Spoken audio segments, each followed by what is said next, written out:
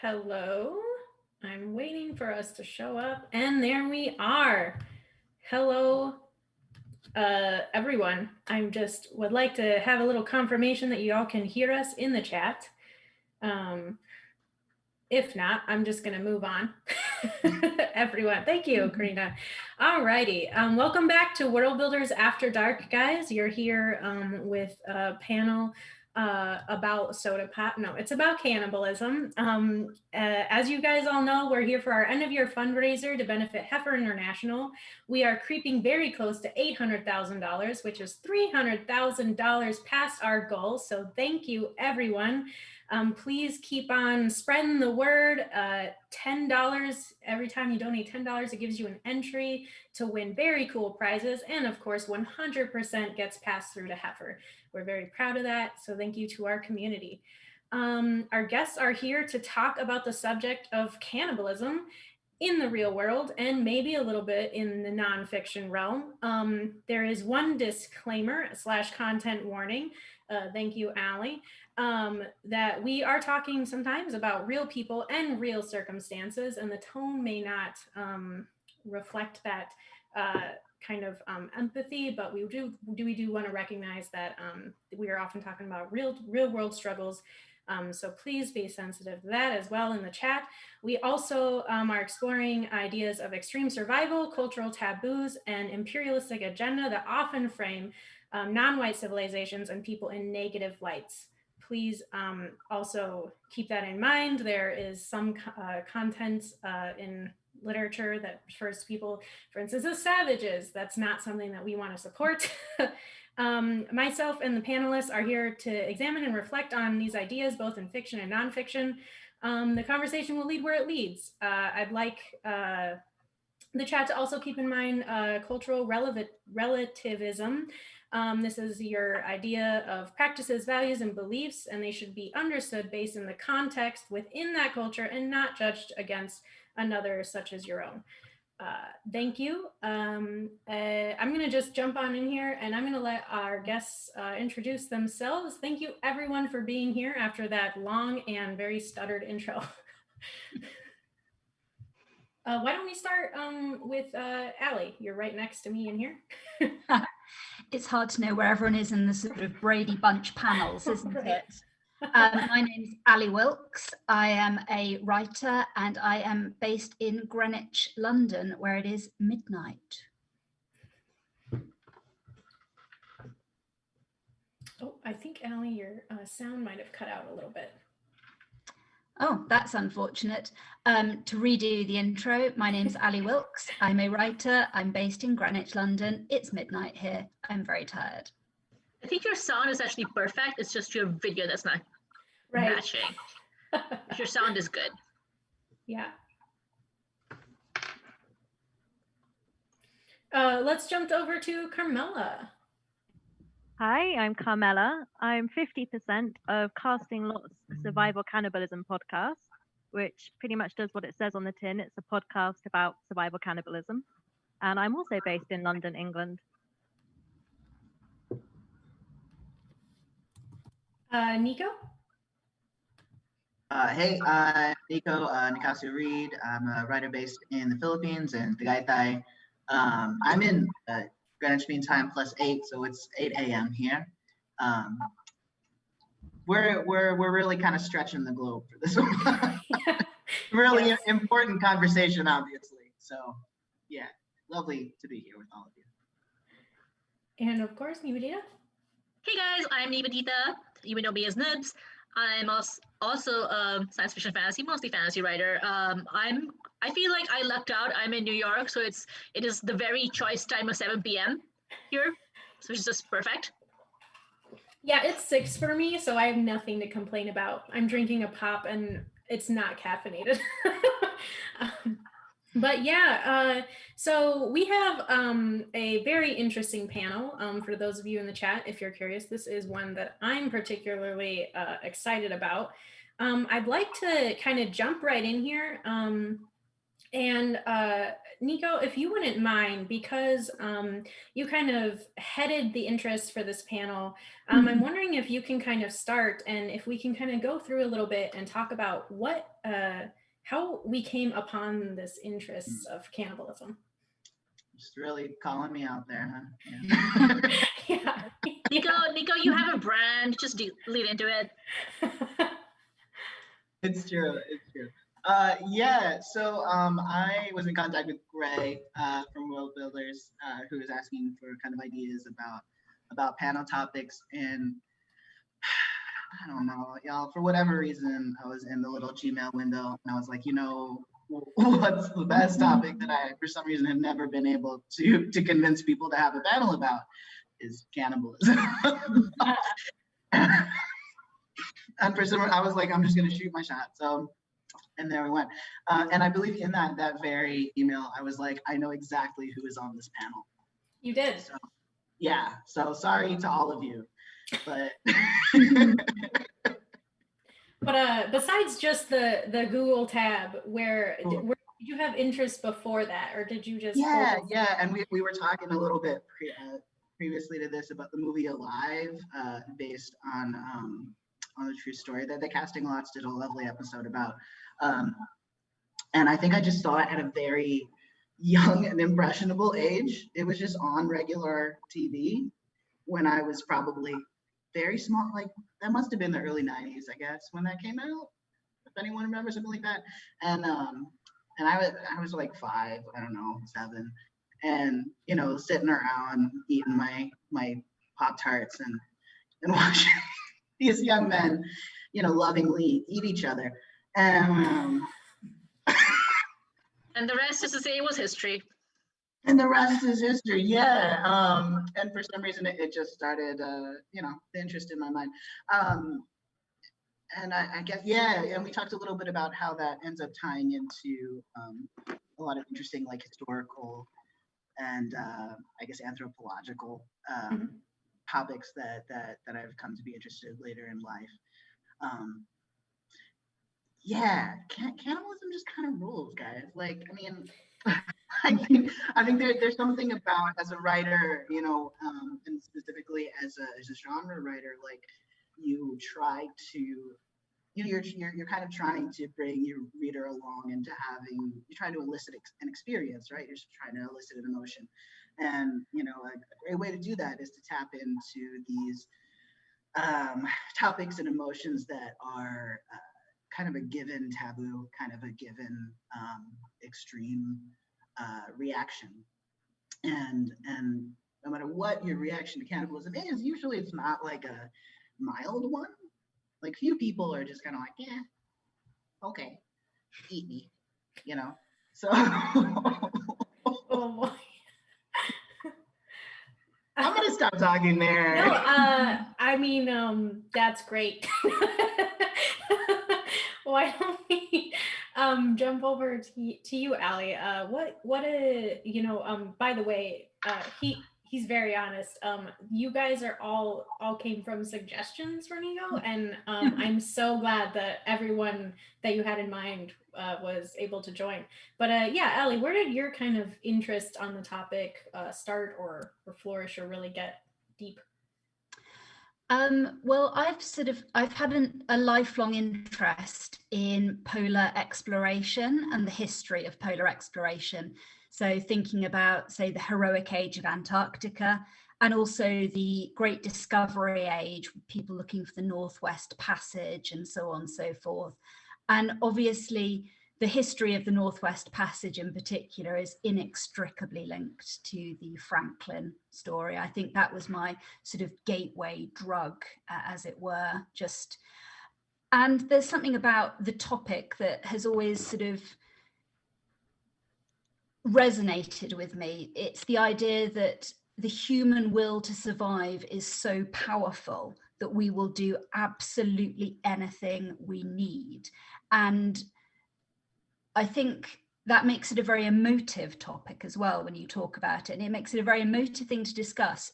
How far would you go? How far would someone else go? And when you tie that back in with polar exploration, you've got all these guys sort of flailing around at the top and bottom of the world. No one's going to help them. There is no rescue mission. It's only themselves and their wits and the bodies of their dead comrades. So it's, yeah, for me, it's a particularly potent sort of blend of elements. So yeah, the Franken expedition was my gateway into cannibalism. And from there, I sort of, you know, branched out. And yes, Nico, I think I watched the film Alive way too young as well. Like, my parents should have stopped me. It was inappropriate.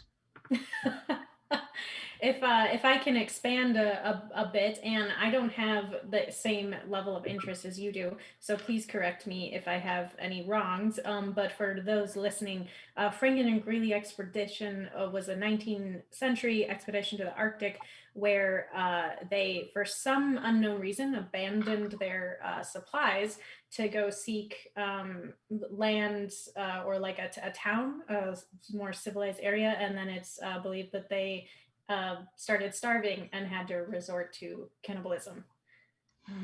Yes, the Franklin expedition, I'm sure Carmela could tell us a lot more detail about this, because the Casting Lots episode on Franklin, in fact, they've just done another one, both are fantastic. But yes, this was set in the Great British Age of Exploration, so we're talking the 1850s. And the idea was to find the Northwest Passage, which was to be a trading route between Britain and the this sort of Siberian peninsula, but going over the top of what is now Canada, so through the Arctic. And that is an entirely bad idea, because it's an archipelago of ice, nothing but ice, and bad pressure currents. So it only became navigable by ship in the last, I think, 20 or 30 years due to global warming. So they really had no chance. But anyway, they set out in two sailing and steamships, the Erebus and the Terror. They got horribly lost up there. They got stuck in the pack ice, and eventually they were faced with what we can only assume, because we don't know very much about what happened, was the stark choice: stay with the ships and hope they were going to get out eventually, or abandon the ships and start marching south thousands of miles to what was then known as Back's Great Fish River, which is a river in the very, very top of Canada. They were trying to reach the fur traders of Hudson's Bay. And what we know from the archaeological and the anthropological records of dig sites, and also testimony from the local Inuit, is they literally walked along the coastline, dropping as they walked and eating each other as they walked. So that's a small potted history of the Franklin expedition. I'm sorry, I got a little distracted. One of you guys in our personal chat just dropped that there's a great adaptation on that called The Terror. So thank you for that. I'm gonna hop along to Nivedita. How did you kind of in what way are you involved in the topic of cannibalism? How much time do we have? So eating, themes of food and consumption show up a lot in my work, and a lot of it is consumption or appetites that cultural norms, how do I put this, consider deviant or monstrous. And one of my stories is actually about cannibalism. It has a long title. It's called 10 Excerpts from an Annotated Bibliography on the Cannibal Women of Ragnabar Island. and it's a weird story. It's in the form of an MLA bibliography, because I am a post-academic who's nerdy about weird academic formats and their interaction with fiction, things like that. And it did pretty well. It got nominated for a Hugo and a Nebula, and it got awards, so I guess some people liked it. No big deal. Hugo nominated. So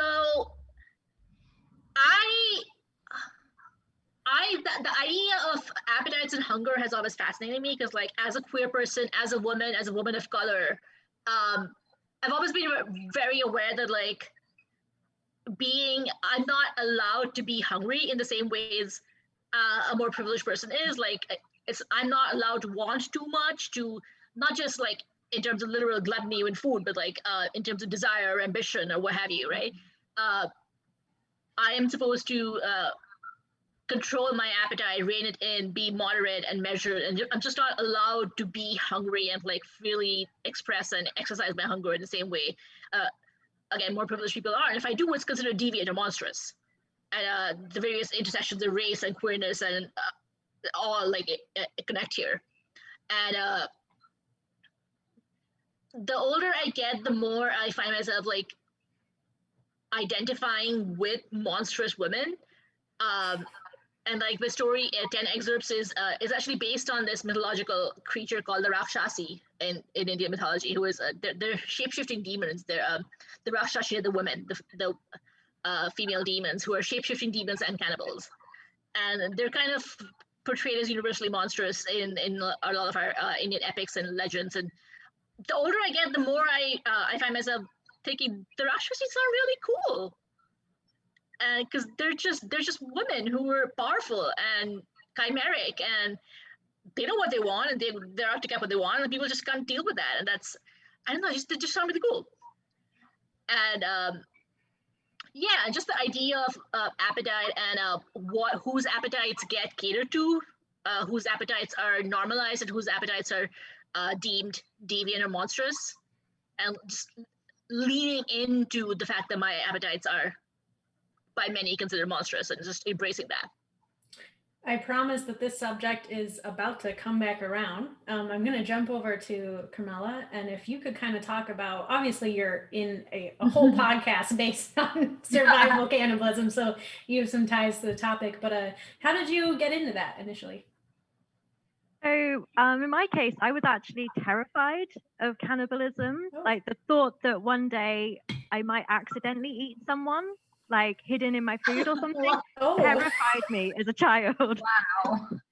Kind of like the horse meat scandal, which I don't know for other Brits. Oh, okay. Yeah. Okay. Not like you're gonna trip and fall on someone. So for me, reading about cases of cannibalism is sort of a way to confront and deal with that fear. And then my friend Alex, who is the other half of Casting Lots podcast, discovered that we had this interest in common and was like, hey, let's do a podcast about it. So generally it's real life cases of survival cannibalism that really interest me, but I have to say I do love it in fiction as well. It's something that was a fear and has now become a weird interest that makes people give me funny looks at parties. Not here. No, you seem like the right kind of people. Yeah, I would love to then go back and touch on that in the realm of the subject, Nivedita, that you mentioned. There's kind of this framing when it comes to indigenous people who have faced cannibalism, that there's kind of this like savage kind of look at them. And this, I'm also stealing this from our conversations and our emails, guys. And then there's this kind of juxtaposition where there's more of this sympathy towards when you see like more white people when they're faced with the survival cannibalism, even if you're looking at this kind of realm where they both might be doing that as a result of famine in some way, whether it's their whole culture, or if it's just like a couple of cases of individuals. If anybody wants to kind of expand on that, Nivedita, if you have more to add to that.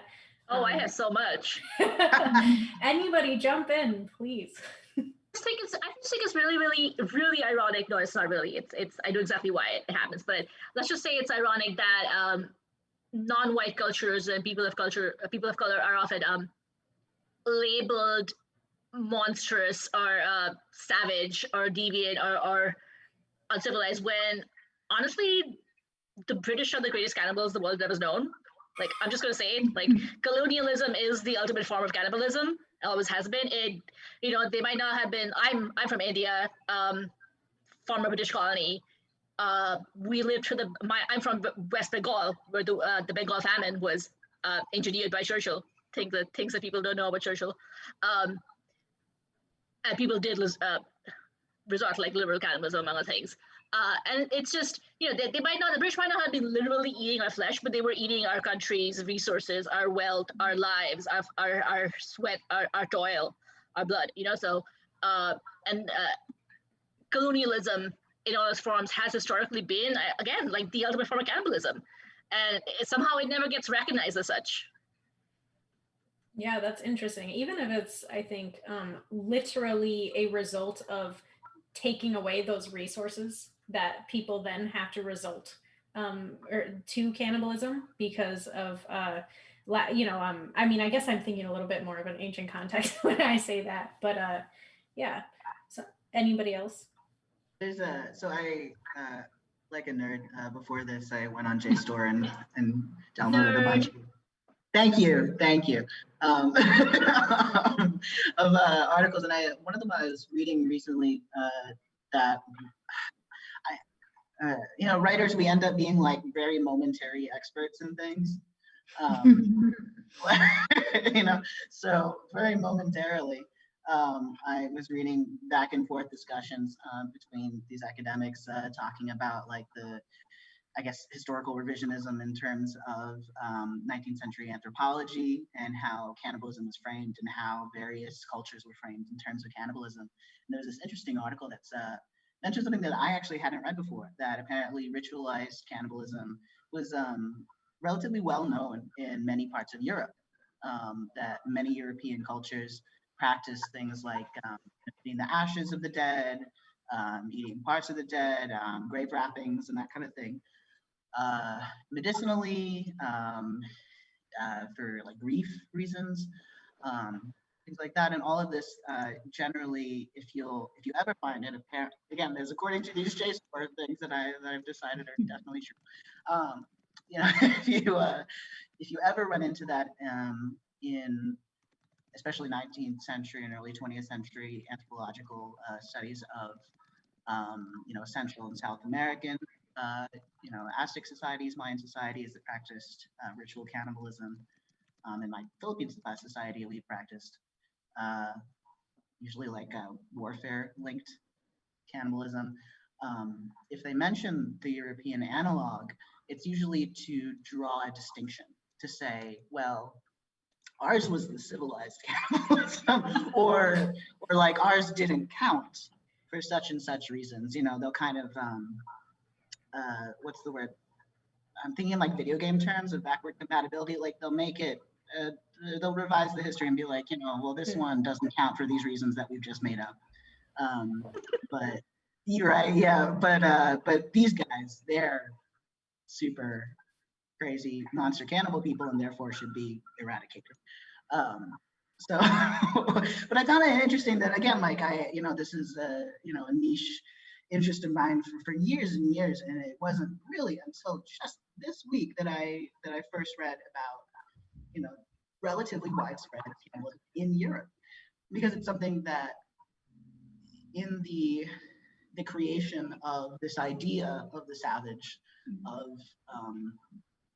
you know, people who deserve to be subjugated and deserve to be, you know, killed and exploited, they had to draw that line. They had to draw that line. And one, as I was saying, you know, it's such a topic that elicits such immediate passion. It's really, you know, we have like, what, like two really big taboos, right? We have incest, we have cannibalism. And if you draw on either of them in the public imagination, immediately, oh shit, yeah, definitely, let's subjugate those people. Yeah, it's a really easy thing for them to latch on to. Yeah, even Allie, yeah. Even Allie in our emails, you know, you kind of mentioned the implications toward Inuit peoples that happened during Franken. Yes, I think it's one of the interesting and also very depressing ways in which survival cannibalism narratives are framed, which is that survival cannibalism is, I guess, the acceptable, in inverted commas, face of cannibalism. You'll find a lot of people you talk to have no problem with the idea of survival cannibalism, but if you talk about other situational cannibalism, such as ritual or grief-based or religious or cultural or warfare-based, they will have a much harder problem accepting that. And it is a cultural headspace that I think stems in part from the fact that most of our stories of survival cannibalism are incredibly white, and they're incredibly imperialistic. They are the great British or American explorer going out to stake their claim on something. Oh no, they've run into some problem. They've done a bit of cannibalism. Can happen to anyone, guys. And when they come back, all of their narratives are filtered through this idea that either they can't have been cannibals because they are good, upstanding, white, British, Christian men, or it's filtered through a narrative that actually it was those sneaky foreigners or others that were somehow more implicated. So, for example, in the big disaster, Franklin, one that people know about, the Terror, as has been mentioned, when the reports of cannibalism came back, people in Victorian London threw almost all the blame instantly and all the implications on the Inuit, who had actually tried to help the Franklin expedition as much as they possibly could. And in Franklin's first disastrous expedition to the top coastline of Canada, so attacking it from the land rather from the sea, will that boy ever learn? No, he will not. The people who were implicated in the cannibalistic incidents there, it was all thrown on the French-Canadian voyageurs, who were often the indigenous people of that region, or had become or settled or intermarried with the indigenous people of that region. So again, when the imperialist British are implicated in survival cannibalism, it's often done in such a way as to call into question the boundaries between themselves and the other, as you were saying, this sort of savagery, in inverted commas, that they've encountered up there. Just to piggyback on that, Ali, it is a really interesting shift in the 19th century around British narratives of survival cannibalism. So you've got Franklin, and as soon as it becomes rumored, based on Inuit testimony, as you say, that they resorted to cannibalism, there's public outrage, including Charles Dickens, who wrote a play in defense of Franklin. He was because so racist. He could never have been a cannibal because he was British. And there are multiple examples of that sort of thing.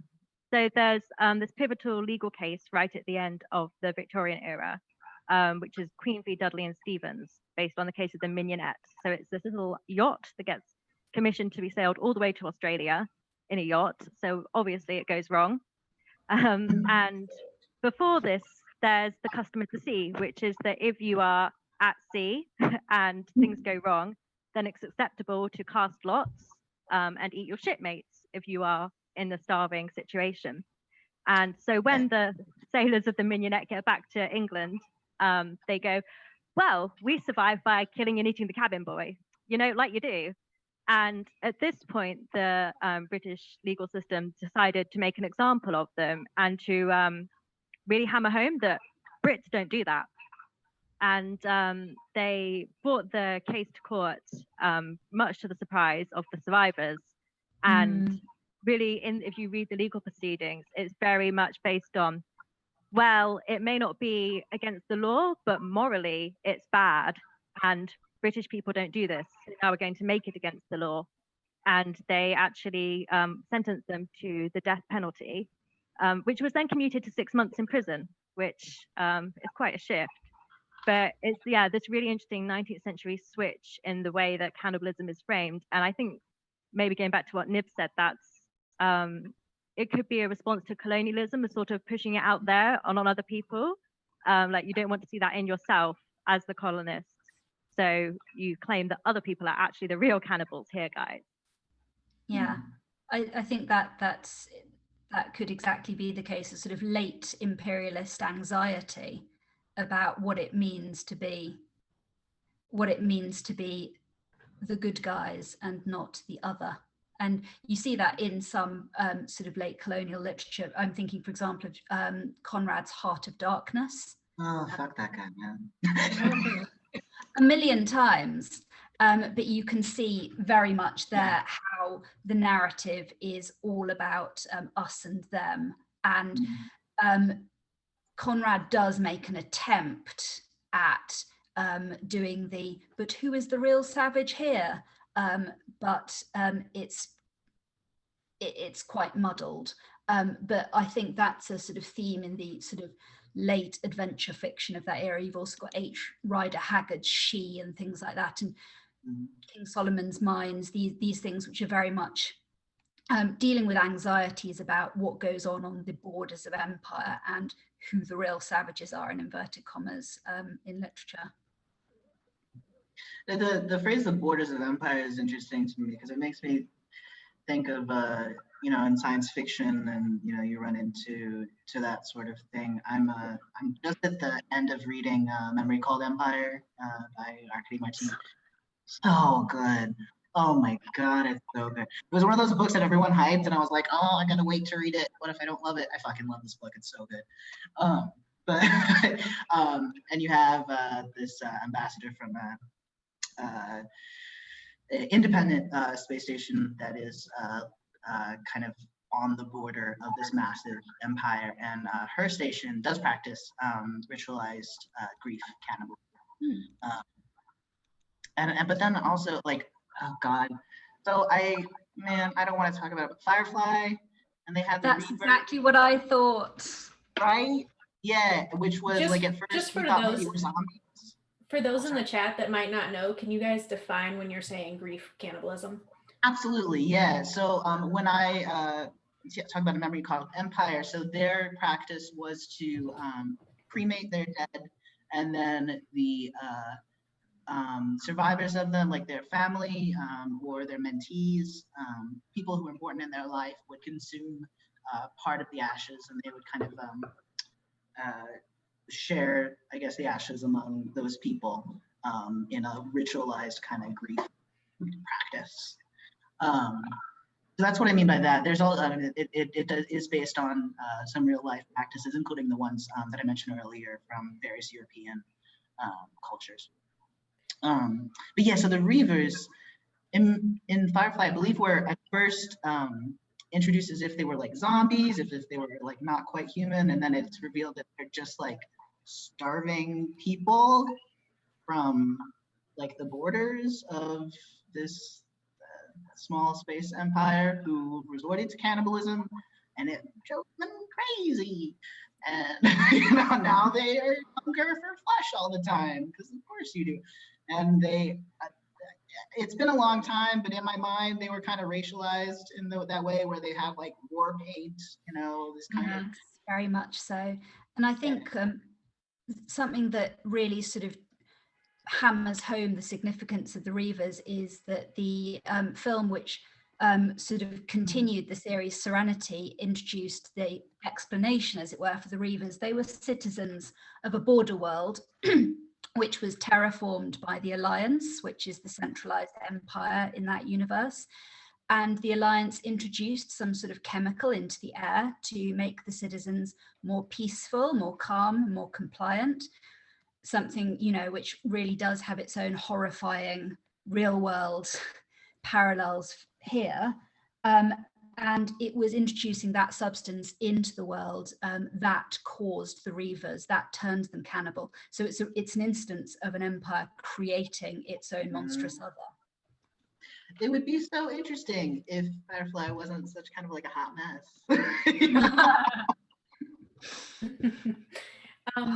If I could kind of ask Nibs and Carmela separately, both in our kind of email chat and then also here mentioned briefly, you guys kind of talked about this intersection of cannibalism and queerness. Can you kind of expand on that a little bit? I mean, for me, it just comes down to, like, once again, deviant appetites, right? Like what things that are wanting something you're not allowed to have because it's unnatural. And it's why so much supernatural romance, vampires just read so homoerotically to me. Always have, always will, and especially in the earliest examples of the genre. I'm just like, the USD is like leaping off the page, you know. USD here being unresolved sexual tension, for those who don't know. Yeah, I mean, that's the gist of it. Yeah, I think you get this in two different strands in pop culture, right? You get the monstrous queer from a point of homophobia. So an example might be, we mentioned the Terror. So in the AMC show, it's very interesting that the baddie of the series, Hickey, is also gay and is also the first one to suggest cannibalism. And it's sort of like all of these deviances are wrapped up into one awful man. So that would be one point of view. And then the other strand is from a point of trying to explore it. So on that side, I would put perhaps Hannibal with Brian Fuller, who is a gay man writing that show, where Hannibal obviously is a cannibal, you all know that.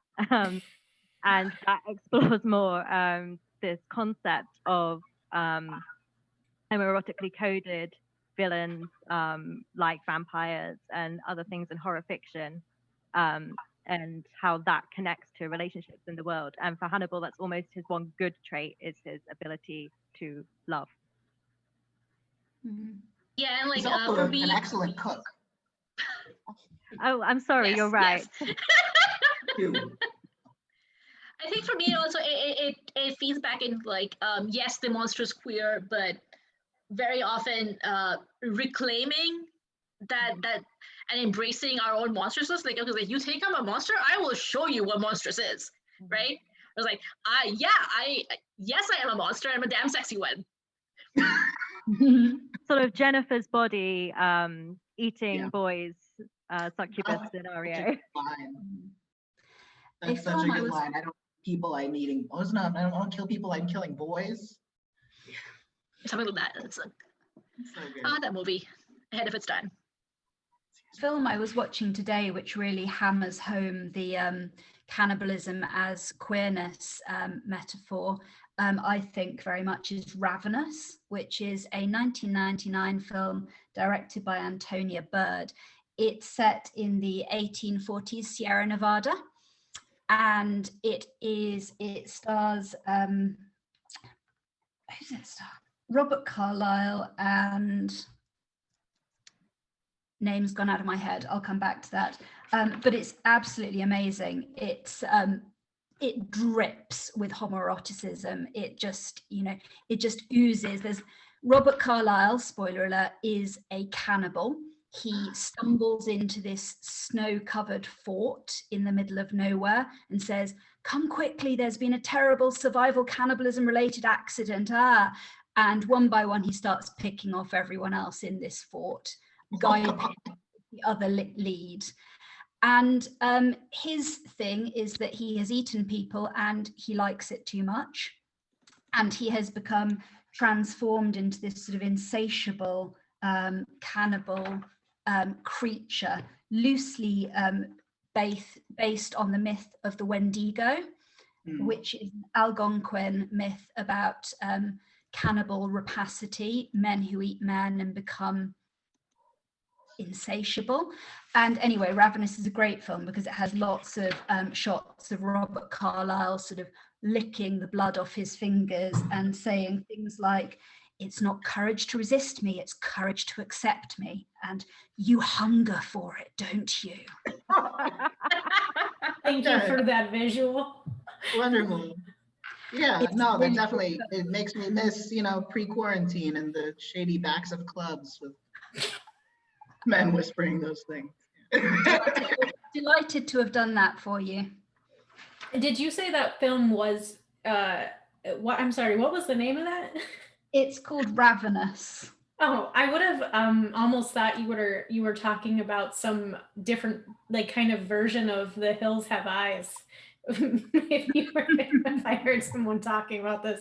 But yeah, now that I think of it, even bringing up Hills Have Eyes, which I think if I will, this point will come full circle, but I think Hannibal is kind of rooted in this, because I think we also have this fascination with psychopathy in our culture, because they both indulge in like different taboos of not only eating people but killing people. And then of course Hannibal, especially the remake, has this kind of like homoeroticism with it.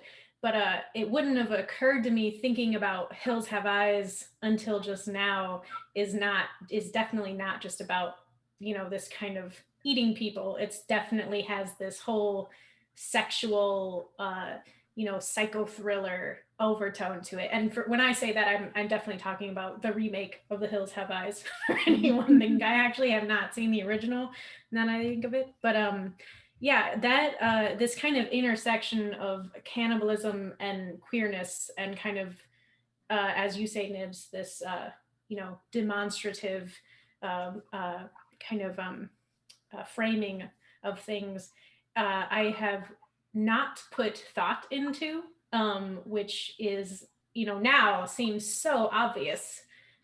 So thank you guys for that. But yeah. Yeah, I'm trying to think of a way to tie this into the new popularity of "Eat the Rich" as a slogan. I mean, when we were talking about the kind of, that there definitely were white Western societies indulging in cannibalism, definitely royals ate a lot of people to cure everyday ailments, posthumously ate people. So, I mean, definitely at least the rich are eating the rich. At least they're good for something, They're eating the rest of us, maybe not literally, but in every way that counts, honestly. So I'm still eating my student loan payments for sure. Oh my God. Boom! Yeah. We went from cannibalism to student loans. I have like a random question that I wanted to pose to you guys that I jotted down last night in like a fever dream kind of state. And what I wrote down was, why all the pies? And I think what I meant was, there's a lot of these stories that like have a scene where someone's feeding someone, like in the title Sweeney Todd, Game of Thrones, like where for whatever reason, if you're gonna feed somebody their children or whoever, it has to be in a pie. It has to be in a pie. Like, why is it a pie? Like, why? Like, you can hide meat. Like, you can make a lasagna. You could, right? You can do like tacos. You can do all sorts of stuff. But for some reason, it's a pie. What are your deep thoughts on why pie? I think it's because there's that sort of sense of anticipation, because it's often framed that the viewer or the reader knows what's in that pie, but the person being served the pie does not. And so you've got that sort of anticipation, the sort of breaking the crust. The crust, the literal, really good. Upper crust. Upper crust, exactly. You've got the breaking the crust moment, and then you're plumbing the murky depths, what's in the pie. That's a great answer. You've got the sort of tantalizing prospect, because I think the problem with lasagna is the meat is normally ground quite fine, so it's not identifiable very readily. Whereas a pie, you've got the potential for the visual of it's a finger, or it's an eyeball, or it's something. It's what lies beneath, isn't it? Beautiful. I like that. All right. I'm on board with that's a way more in-depth answer than I could ever come up with. I just imagined you rolling over from a dream, like, why like the pies? Why the pies? The pies. And you know what? I think that also answers. Somebody put in Greek mythology, it was a stew, I think, and I think the same thing. You kind of ladle into the stew, and you can pull up this, body part. Does that help you, Mika? That does. Yeah. That was that like Cronus and them like eating the- something like that. Yeah. yeah, good times. I do wanna. If this isn't like, if this wouldn't be like too much of a derailment, I wanna like jump back a little to the idea of cannibalism and queerness, and like take it a step further, like cannibalism and love, because I feel like it's in some ways a very natural extension of expression of deep love. Is I wish to consume you, but also conversely is because I love you that after death or even in life, I wish my body to nourish you. And which again in turn leads me into like something I really love, and I'm glad that we're seeing more of it these days, is like portrayals of cannibalism in fiction, speculative fiction, as not monstrous, but quiet or loving or even domestic. And something that I cannot end this panel without recommending this is an anthology called Sharp and Sugartooth, edited by Octavia Cade. It's about women and horror and food, and many of the stories have a cannibalistic bent. But what I love about that anthology is that it's just a complete, it runs the entire emotional spectrum. And one of the quietest, gentlest, honestly, just really calm and soothing domestic stories in the anthology is about a woman after the zombie apocalypse eating zombie flesh. And it's really domestic. I love that. And there's another one that's about funerary cannibalism, right? Like where when you die, your body is ritually distributed among your family members to be fed. And again, it's not, the story does not portray it as horrifying. It portrays it as the act of sharing and community and love that it is. And I just want to see more of that. There was a short story recently by somebody, oh God, I can't remember who was it, about making a cake out of that's not recent. Are you thinking of Harlan B. Markov's The Language of Knives? That's the one. Yeah, that's not amazing. Recent. I just read it recently. Okay. No, I think it's like a few years old. It's amazing. All right, that's still recent. No, that's a great. Yeah, I love that. And I Nibs, you were there for the WisCon panel where everything turned into like, is this vor? Yes, everything is vor. Which I described as just affectionate cannibalism. I think it's interesting to frame it in a positive light, because it is such a cultural taboo, in a lot of our more modern societies. And I am kind of curious, why do you think at the very basic levels it is considered such a taboo to eat people? I know that I'm going to get people in the chat that are like, oh my God, but there is this kind of mindset that maybe it's looked at in the others, and kind of this behavior that could be portrayed as savage or uncivilized. But also we could look back and see that in states of famine during the Roman Egyptian era, or leading into medieval era, during famine, even Western societies turned to cannibalism. And so I wonder, is it this cultural taboo that's been more relatively recent? Because there isn't a lot of evidence to support. This, by the way, is conflicting in academia. There is some, I guess, a lot of evidence, or depending on who you ask, to support that it has always been a taboo. But I am curious, for you guys, what do you think about it as a just very basic level? Where would that develop? I'd love to hear, by the way, Carmela's thoughts on this, just because you guys have spent so much time looking at these instances. I was thinking of the Leningrad episode. I think, like I said, the 19th century is really a turning point, at least in the UK, because you do have examples before that, which are just far more blasé about it. So an example would be the early colony of Jamestown in Virginia, which was a British colony in America, where the colonists did resort to cannibalism. And the writing about it from the time is just so just no care. John Smith, who you may know from the Disney film Pocahontas, returns to the UK and writes about it. And he's writing things like, oh, I hear that this guy ate his wife. I wonder how he cooked her. I hear that salted wife is the best way to do it. And if Oh. that's the official report from the time, it just seems like it's not necessarily considered as horrific or as deserving of compassion as it might be nowadays. Damn. So that's the 17th century.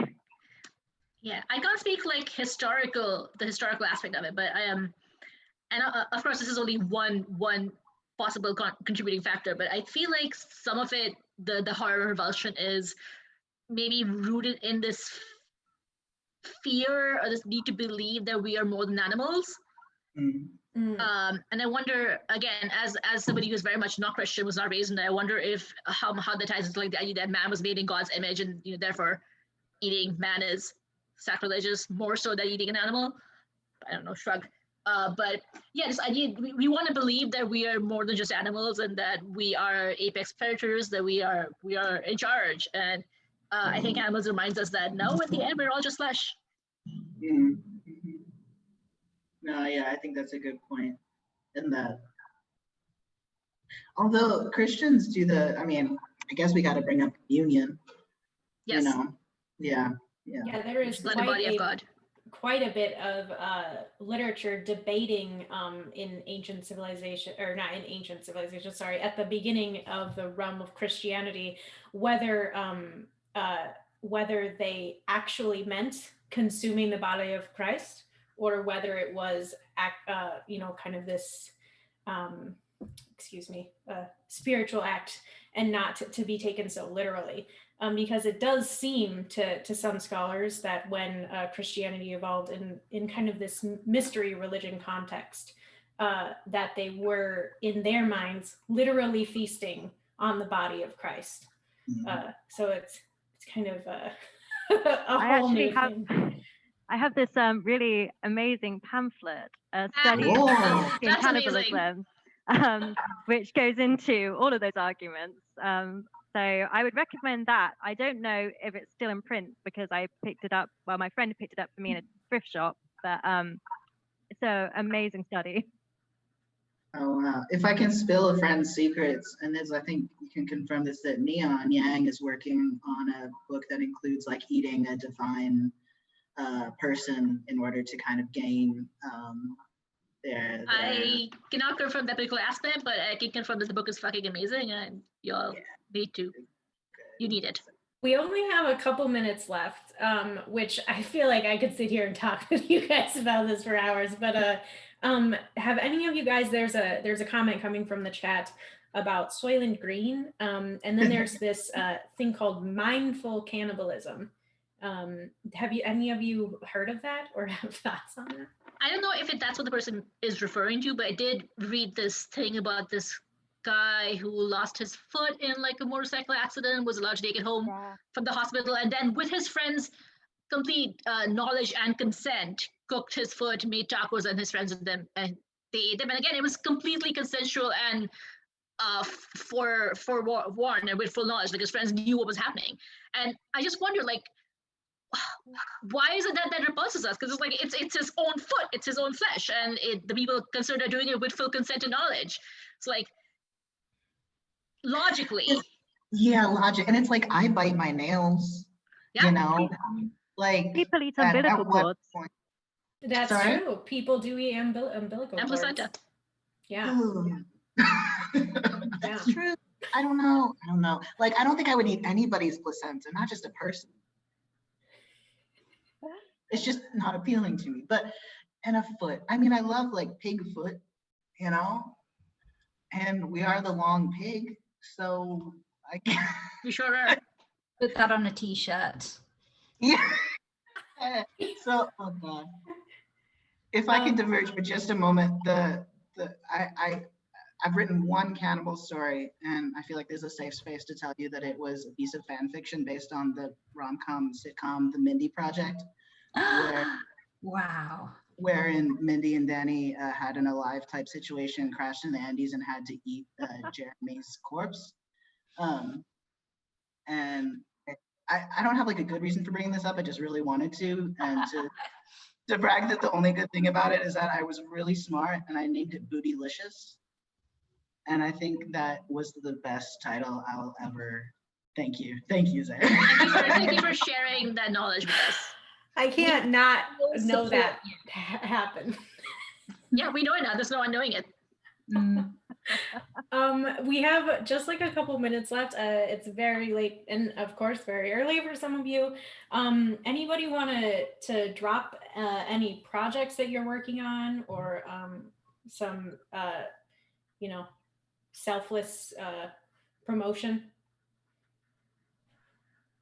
Well, I'm part of this really exciting thing. The Kickstarter for which just concluded. It's called Strange Lusts, Strange Loves, and it's going to be an anthology of sexy interactive fiction. By that I mean short interactive fiction about sex and sexuality. And Strange Horizons is going to be posting it. So you can find links to that on my Twitter probably somewhere. It's real cool. I'll go. I started by mentioning that I'm a writer. In fact, I've written 2 novels, both about polar survival stories and the supernatural. My first should be out, if all goes well, in spring 2022. It's about the heroic age of Antarctic exploration. But the second one to follow that is set in the 1860s and 1880s Arctic. And you guys, it is crammed chock full of survival cannibalism, the fallout thereof, and queer longing. Get ready. Sounds amazing.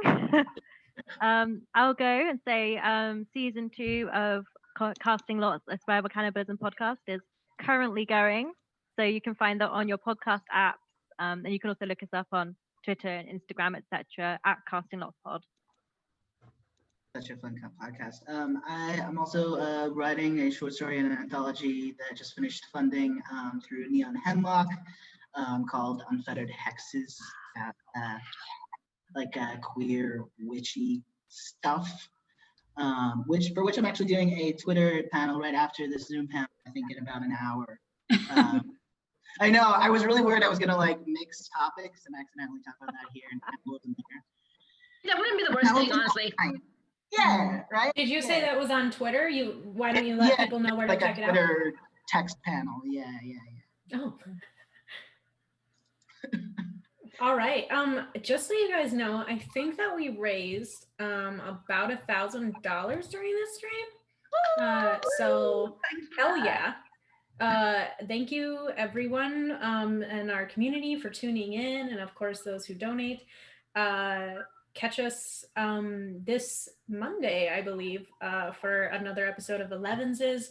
And thank you, of course, to our guests. And I haven't seen one. Here we go. There we go. All right. We have a one word thing to kind of catch the delay in the chat. So I'm going to say our special word, and it's just going to be regular tonight. Viva Moose. Interesting word.